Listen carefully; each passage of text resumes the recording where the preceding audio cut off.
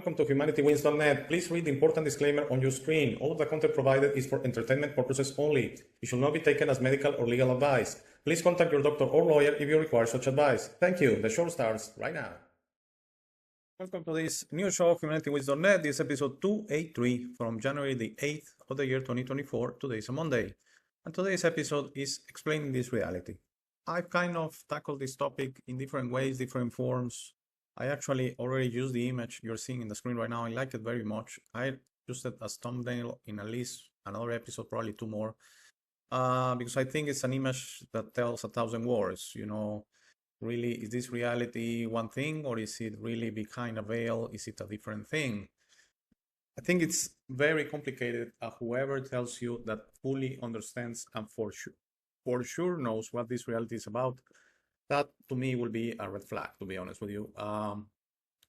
This is something that fascinates me a lot, to understand really what this Earth right now, this 3D reality, this Earth 2024 reality is about. Even since I was a child, really fascinated me. So I shared that, you know, I've been connected to my intuition, like we all are, by the way. I'm not saying I'm special.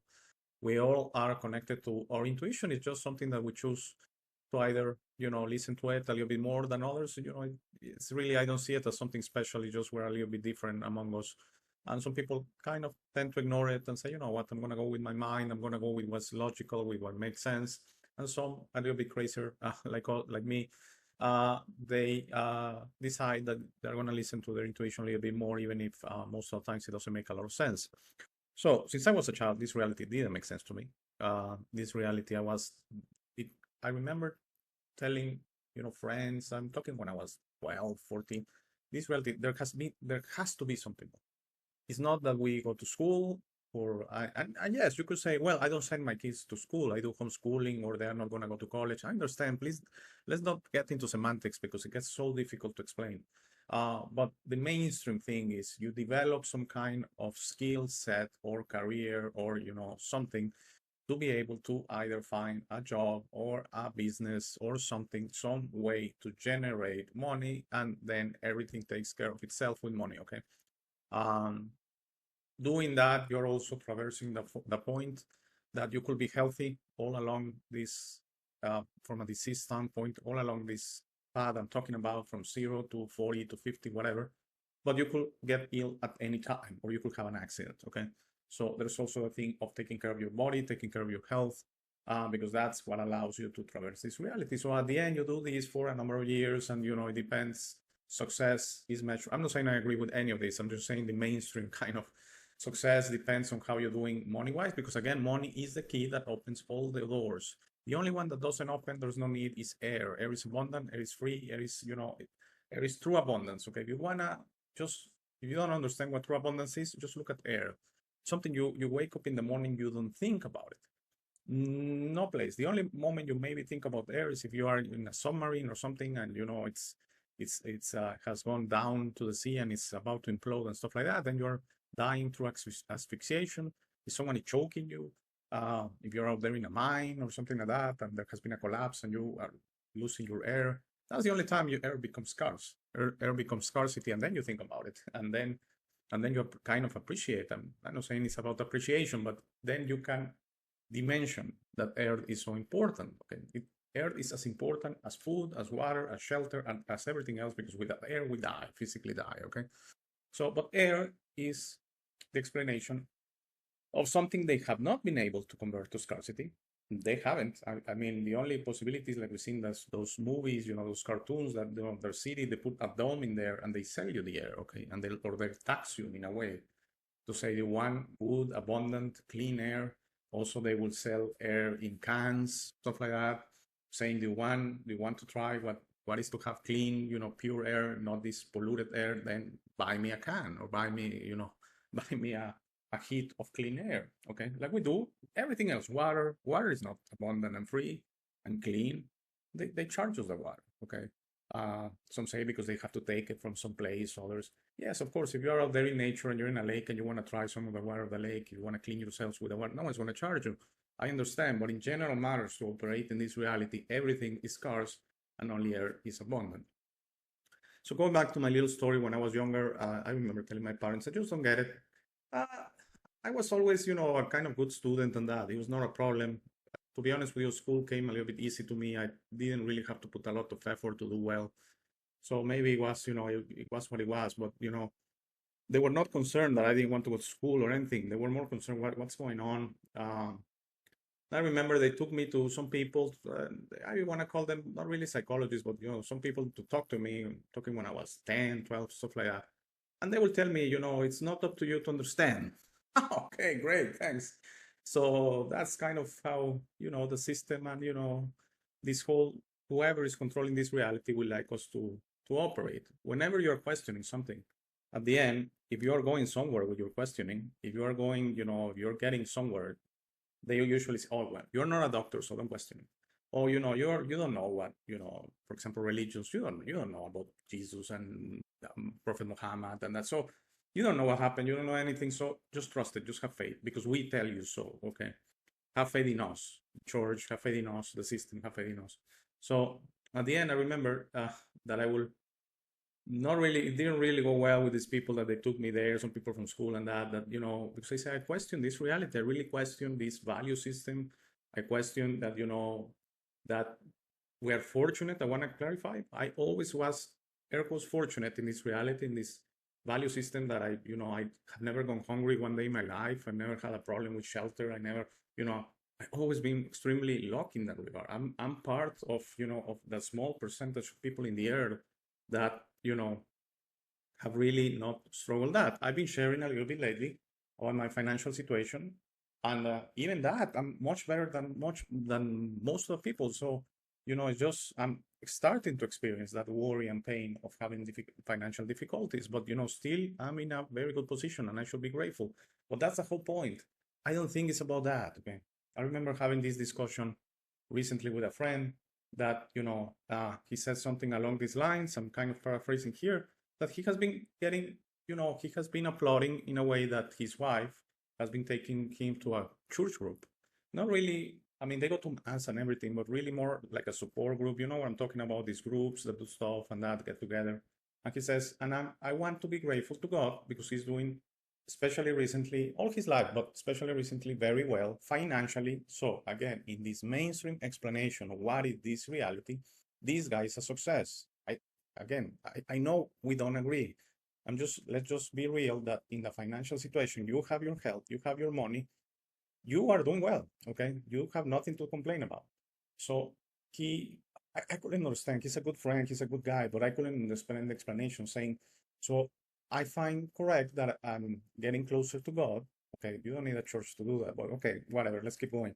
I'm getting closer to God and I'm thanking him because I'm doing so well, everything is healthy, we're doing so well financially, because I don't want him to take it away. And I was like, wow, wow, wow, wow, wow. I had to refrain myself because I guess if I told him what I was thinking, who knows if, he will still talk to me. But, so now God is like that. Is okay, he's benefiting you. I can find the word, but he's privileging you. He's giving something to you, but he's taking it away or not giving it to someone in Africa, a kid dying of hunger in Africa. Okay. How does that work? Is it because you are better than the kid? No. And I kind of questioned it. I said, no, I'm just fortunate. So I'm giving him thanks for my fortune. Why are you giving him thanks if you're just fortunate? Fortunate is casualty. I mean, you are just lucky then. I had to question because I think it's the basis of how we see this reality. There is basically a huge competition. There is huge, incredible amount of suffering going around. Incredible, much more than we think of because we don't see it. We don't hear it. We don't feel it. We don't hear about it. But trust me, there's huge amount of suffering going on. And for me, the only explanation is that's all by design, but not by God. God has to allow whatever is happening on this world because, again, he says you have free will. You have free will to participate in this reality, or you have free will to not participate in this reality. So there is very little we can do. I'm going to start going out there, okay? This was an out there episode anyway. You probably kind of figure it out by the title and everything. So there's going to be a complimentary episode on death on Friday. And these two episodes kind of work together in synergy because I don't believe we can do much in this reality. The only real test, I believe, is no matter the amount of pain, no matter the amount of suffering. And again, there's huge suffering going on in this world, much more than I can think of or even imagine. But if you're able to do this, really, you are really, really passing the test with, flying colors. That no matter the amount, whatever you are subjected to, you stand by your morality. Because I think the test is people that suddenly getting power. I mean, it works very strange ways. One way is you're fine, and then suddenly you have the power to do some stuff, and you abuse this power, like our brothers and sisters from the Atlantis and Lemuria and that. Those were enlightened societies. They were in a high frequency level, high vibrational level. They learned to start using the gifts we have of creation. We are creators. We can create things with our hearts. I don't believe it's our minds, with our hearts, and they abuse that. So the gifts came before the morality. The gifts came before the maturity. They didn't have it. They thought they had it. And suddenly when the gifts came, they started abusing it. And that's why they destroyed themselves. No one destroyed them. They destroyed themselves as a society. And we are a part kind of an evolution on that. And the earth has reborn from these ashes of these enlightened societies. Okay, another example could be, all of these societies you have heard of, the Egyptians, the Mayans, the Aztecs, all of these, the Incas out there in South America, that, they kind of reached, they kind of knew ways, but I think they went in a backward way of accessing these. They were more interested in accessing these benefits of the creation. I'll share it with you. I totally believe we're capable of time travel. I totally believe you're capable of moving things with your energy field.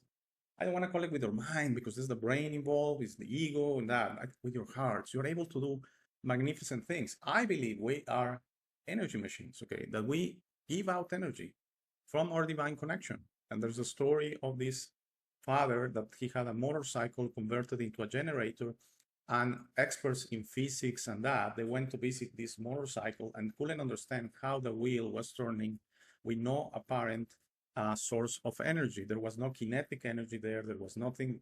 I mean, they couldn't explain it. And at the end, they had to something more spiritual, something more out there, something more metaphysical, in the sense that it was the love of the father. I mean, that machine was powering an dialysis machine for the kidneys, a kidney problem of his child. So they realized that the love, the pure, undiluted love of the father was moving that wheel that was powering a generation, that was powering the dialysis machine of the child, because this was in Mexico City, and that there were a lot of problems with blackouts at that time. We're talking probably 20, 30, 40 years ago. If you want to hear more about that, Carol Klaus Vela on my interview episodes, I believe 51 and 52. It's a two-part interview. You're interested, one of the older episodes from last year. My first ever guest, Carl Klaus Vela. He speaks about that, I believe, in part 2, but I suggest if you haven't seen it, watch the full interview. It's great stuff from Carl. And he explains that, So we are able to create all that, but if those gifts, in this case, it was a good use of the gift. I mean, the father didn't start using that to create his own energy and sell it and sell the gift, or, be in power and stuff like that. He did it to keep his son alive. So that's a good use of a gift. So I believe this reality is what it is by design. I don't hate whoever is controlling it. I'm trying not to hate anyone. It's not something that is going through my mind. It's going through my heart. It's going through my intuition that really hate has no place ever. Violence has no place ever. And, fighting back has no place ever. Because again, you then become like them, okay? If you fight back an assailant, if you are violent to someone, even if you justify it through justice or something like that, then you're not better than them. You're as confused as them. Try to be better. So I don't hate anyone controlling this reality. Trust me, actually, quite the opposite. I send them all my light because I hope, and I'm sure they're going to evolve in the future, and they're going to become better, and this reality is going to dissolve. But this reality is going to dissolve the moment that it doesn't have any participants, okay? So for me, the ultimate test is coming here and saying, we shouldn't be doing this test. It's like someone giving you a test in school, so strange, so difficult, so backwards, so suffering, so I don't know, so low in vibration, so dark, that at the end, you pass the test, but you say, last time I'm doing that. I'm not doing it again. And the professor is like, what? Like, you have figured that out? I mean, that's not, you shouldn't be doing that because, again, we shouldn't be kind of questioning. Yes, what I figured out is that we shouldn't be doing this test. This test, this reality shouldn't exist as it is. So my intuition, I stand by that. And again, this is my truth. This is my intuition. These are my feelings. These are my opinions. I'm not saying I know anything. I'm saying you should trust me. I'm saying you should trust your intuition. If something similar, like what I'm saying, is what you are feeling, what is ringing in you, there's something there. If nothing what I'm saying is ringing in you, then I'm just a crazy guy and we're not in tune, and that's perfectly fine and acceptable. And if it's bothering you, stop the video. I shared it many times. 3 possibilities when watching me. This could be bothering you, stop the video, don't watch me again. Don't subscribe, unsubscribe, whatever you need to do. This is entertaining, this makes you laugh, this is, this is, oh, this guy's crazy, but it's kind of interesting. That's neutral, and that's perfectly fine. If you have the time to invest in me, do it. If there's something ringing you, that's what I'm looking for. That at least 1 or 2 of you, something is ringing in you saying, yes, yes, yes, I think there's something there. Then you go look in your intuition and you kind of try to figure it out and you try to find your own truth and you understand what this reality is about. I cannot explain it to you. I don't even know it. I'm not sure of anything. I'm just telling you what really resonates in me is that this reality, there's a lot of suffering going on. Suffering is not spiritual. The spirit never suffers. You never suffer in spirit state. That's what my intuition tells me. And that this suffering has to be by design. They want us to be focusing on the suffering. They want us to be preoccupied on the suffering. They want us to be in that pain, in that worry, in that suffering, so we don't concentrate on our spirit and we don't look. Again, I think it has something to do with the fact that we don't look into our gifts and we don't understand that this reality could be so different, so beautiful. And I believe that's the new world coming, the new earth, that we're gonna use these gifts to make this reality wonderful, to live in nature, in balance with nature, not taxing nature, not abusing nature, not saying everything is about humans. I remember when bees started to disappear, someone told me, don't worry. I mean, don't worry. They're going to find a way to pollinate the crops with some artificial way, from, an airplane or whatever. We're going to be fine. Yes. And what about the bees? And what about all the other species of plants and animals that depend on the bees and depend on pollination of crops? They can also go, because at the end it's about humans. We have it wrong. That's wrong. That's very wrong. That thinking is so wrong. We have to think about everything. We are special. We are special. Animals have a primitive animal earthly experience. That's it. That's why they kill each other. That's why they eat each other. That's fine with them. We are different. We should be better. We are the ones that bring light to this world. We are the ones that bring consciousness to this world. We are here to be different. We are here to be something good for the earth. Not that we come here and we're a parasite that is destroying Earth. Okay? This reality has to change. The only thing I can tell you about this reality is that it shouldn't be like this. Okay? So at the end, if that's the teaching, we have to do the test. We do the test. We try our best. We give it back to the professor. Hey, professor, here it is. Last time I take this test, I'm not going back to this reality. What? Why? Well, because it's wrong. Okay? I did your test. That's fine. And you collaborate me. And I'm not coming back to this reality, and I don't hate you. I don't have any ill feelings to having to have gone many times of this reality.